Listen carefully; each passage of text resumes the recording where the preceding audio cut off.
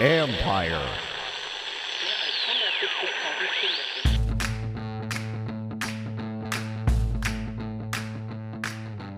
Hello and welcome to my podcast. Do me a favor, subscribe to the John Keim Report wherever you get your podcast. If you're watching on YouTube, hit that like button, hit that subscribe button. You can find us there as part of the Empire Media, AMPIRE. Always much appreciated when you tune in. And don't forget, you can read my work on ESPN.com. And if you missed it, had an interview with Ryan Porter, who is Jaden Daniels' private quarterbacks coach.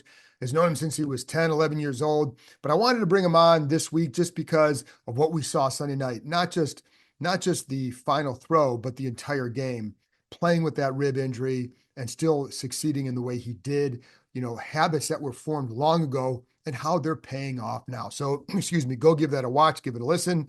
But Ryan was really good. So anyways, today I'm bringing on ESPN's Jordan Raanan to talk about the New York Giants.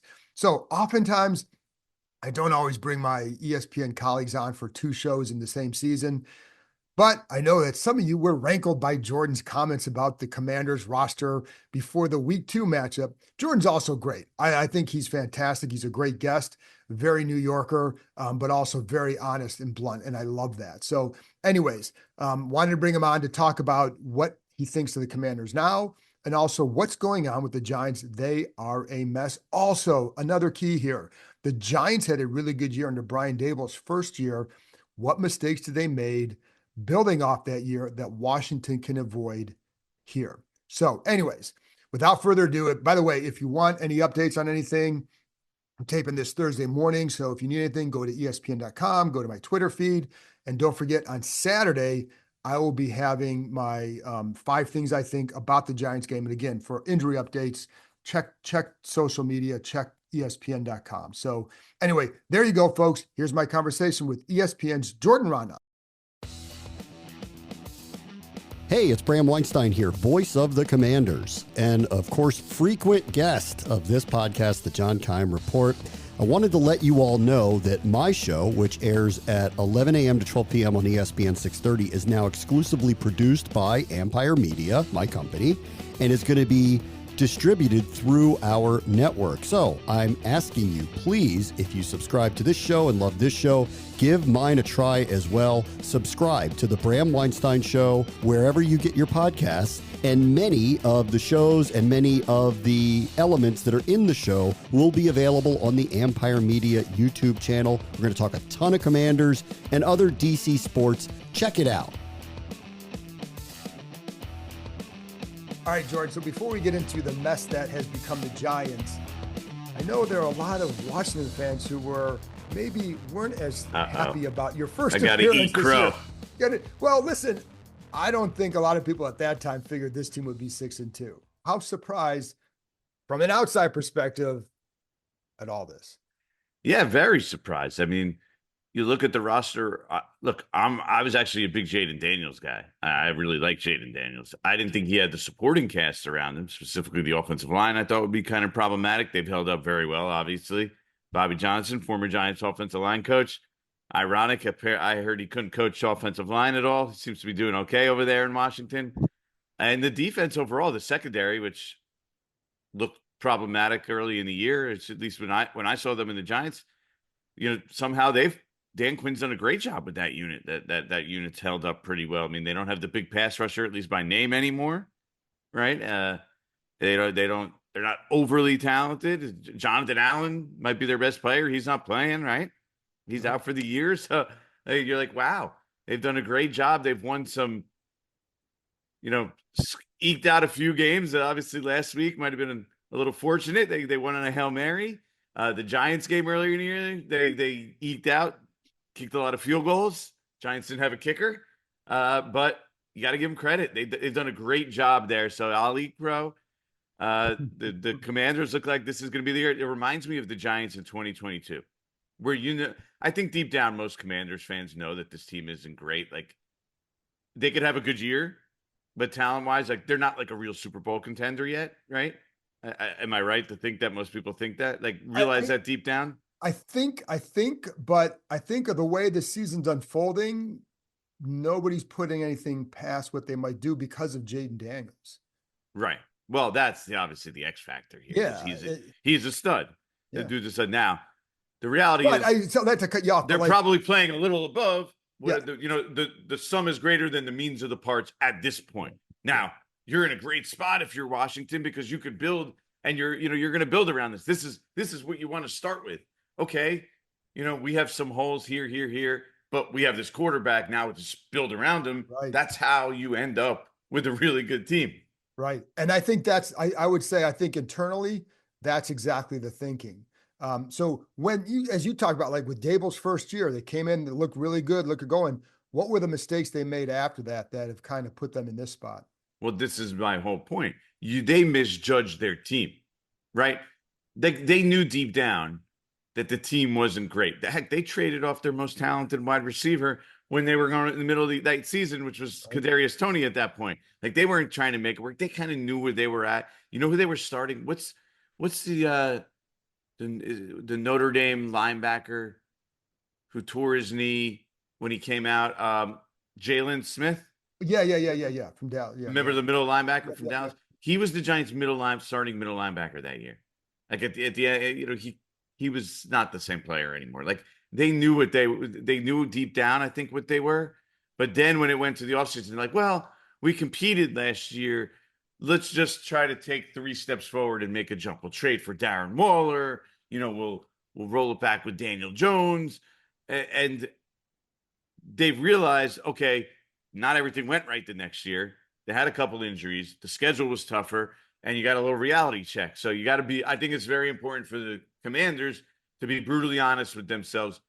That you can't skip the steps in the process, Right. right? They're at step 1. They got their quarterback. The Giants did not get that, which is really the ultimate difference. But they're at step 1. Don't try to get to step 3. The goal shouldn't be win a Super Bowl next season, right? Keep building up to get to that point where you can have sustained success. I think that was the Giants' big mistake. Yeah, and I think that's what they absolutely want to do here because they have a lot of cap room. They have a lot of draft picks. I don't think that even at the trade deadline, I don't know that they're going to be. I could see them making some moves for some low round picks, maybe some swaps or whatever, but I don't think they're going to give up a lot of capital because they want to build this for sustainable success, which they have not had here in Right. forever. You So, look at their moves in the offseason, they weren't making moves to say we're competing this year. They were making moves to say we're building something here. So right. don't veer off that plan. That's the right plan. Yeah, and it's funny because when this team won the division in 2020, they were swayed by the fact that they played the Tampa Bay Buccaneers, who won the Super Bowl. They played them close in the playoffs. So I remember some fans saying to me like, "Oh, that means they're close." I'm like, "No, nobody would think that."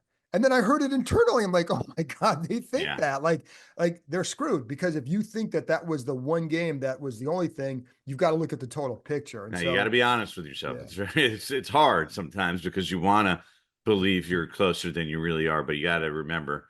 Look at some of the other teams. Like the Detroit Lions are going to be a team that you have to be reckoned with in the NFC for a while. Like they built it up the right way.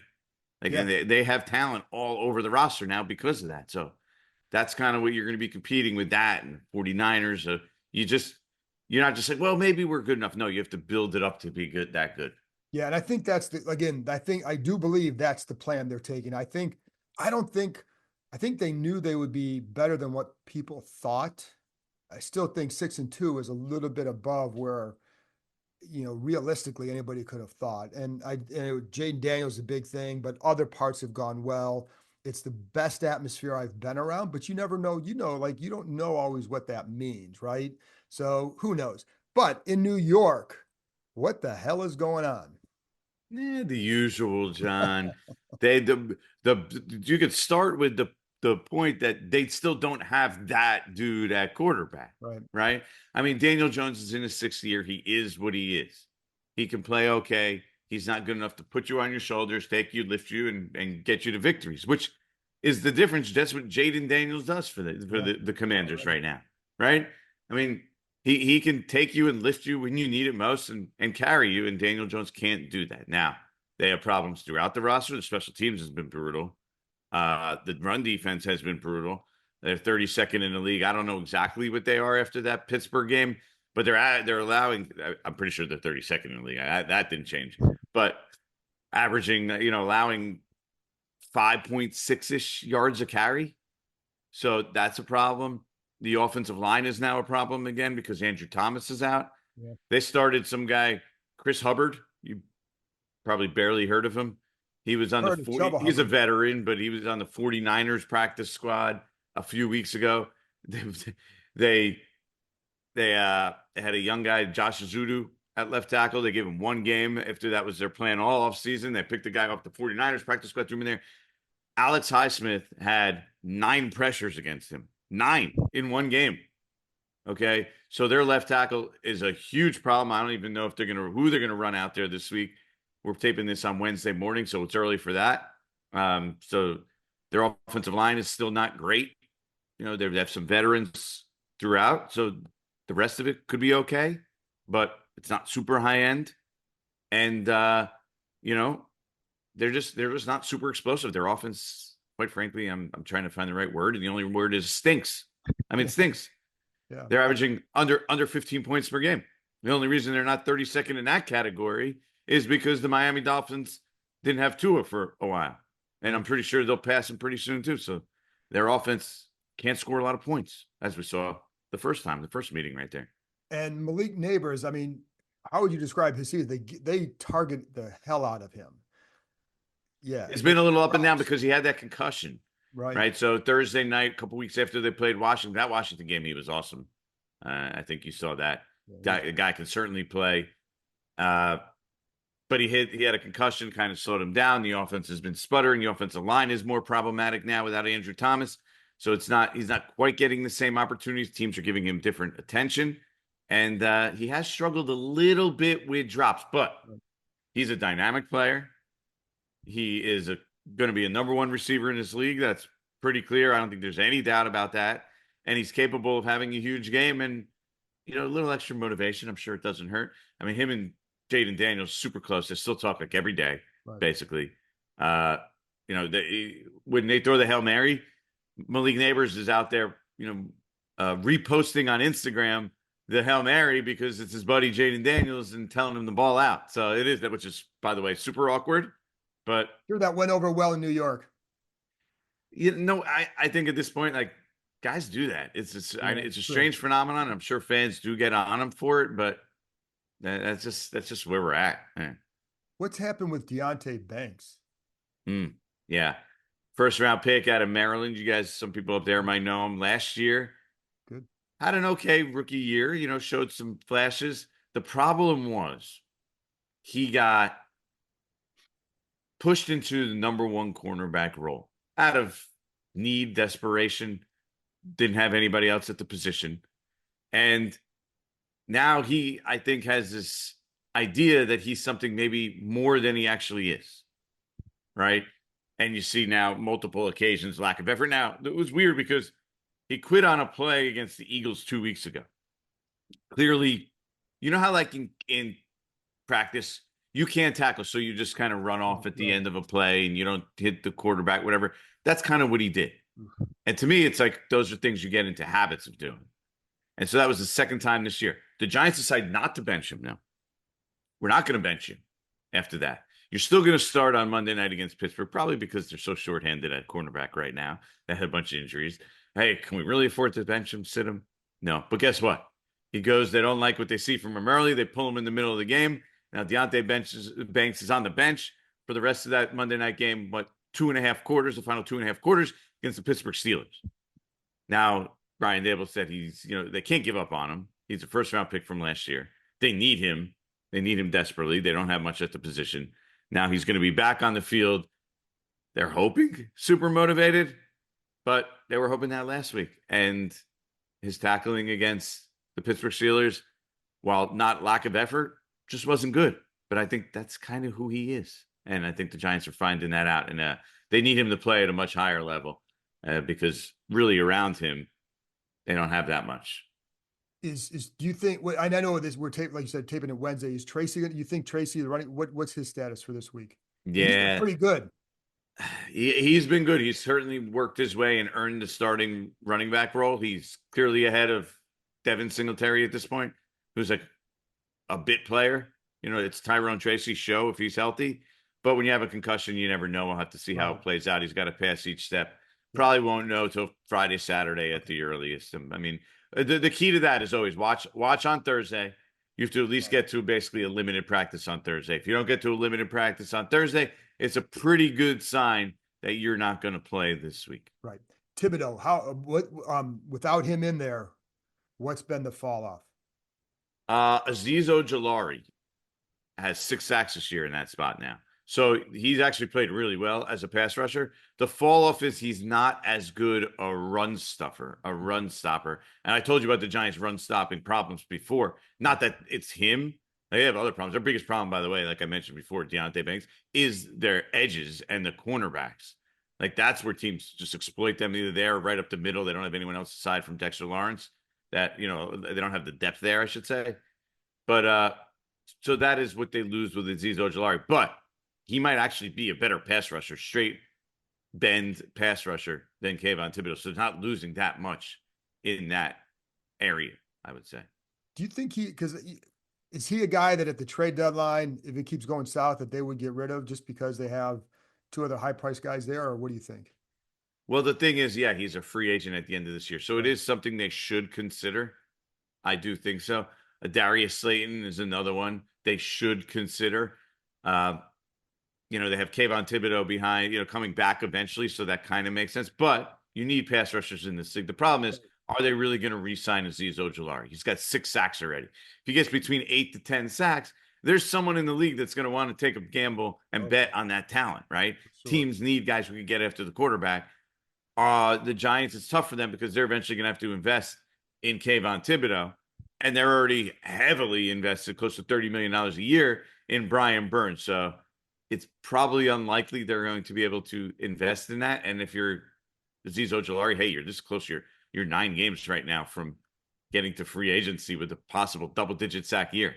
That's a pretty good thing to be in. That's a pretty good spot to be and pretty young. So, yeah, I do think if the price is right, but is somebody willing to give up a 3rd-round pick for Azeez Ojulari on a rental, 4th-round pick? You better sign him to a deal if you're going to do that, to me. Yeah, exactly. But he's got an injury history, which complicates it. So he's a guy you have to worry about injuries. Last thing, when the Giants are 2-6 and the Jets are 2-6, who gets the most heat in town? Yeah, one team has Aaron Rodgers, and here's the difference: the Jets came into the season with great expectations, right? So their collapse, their fall, they fired their coach already, John, right? And what happened? It made him worse. That's the reality. The Jets are worse, so it's clearly on the Jets. The thing, and you'll see this on Sunday. And you've been here before. Yeah. There's a malaise with this Giants team. It's like, oh, they're bad again. Come on, what are we doing? Like, oh God, they're boring. They can't score. Yeah, Brian Dable's supposed to be an offensive genius. We're 31st in the league in points for the 2nd straight year, by the way. Okay, like, what are we doing here? This is terrible. Okay, and you're gonna see that stadium on Sunday. The Commanders are playing well. There's gonna be that stadium's gonna be 25 to 30% Washington fans is my guess. Probably was close to 30 to 40% when the Eagles came in. Like, that's where the Giants are at right now. I mean, you've been there. Yeah. But that's where how people feel about this team. There's no hope until you get that next quarterback.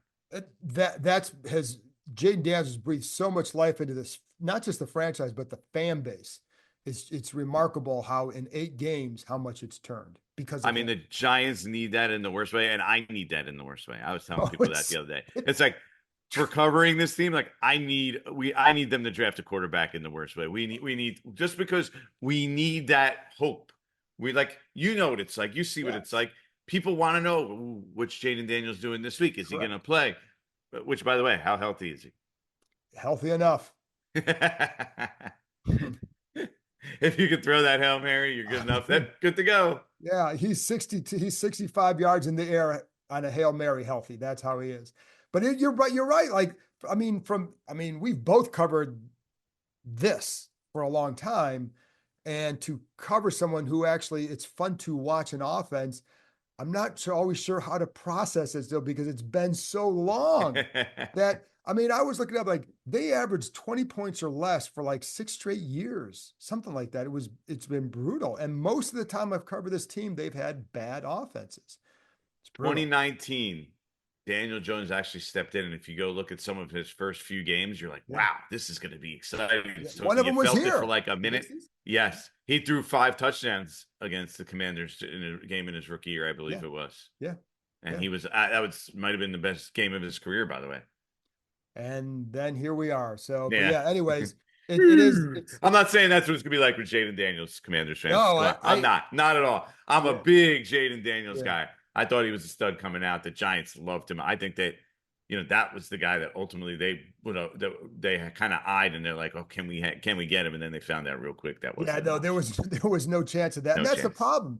Like they if you can love a guy, but if you can't get him, what difference does it make? And these guys were never going to trade that. So yeah, they knew real quick that wasn't going to be an option. They were hoping that those guys maybe like Drake May or someone else originally. Right. Yeah. When that number 2, and that Jaden Daniels could be had at 3 or 6 or whatever it was. But yep. Nope. No, they're pretty happy. So, all right, Jordan, I'll see you on Sunday. Thanks, man.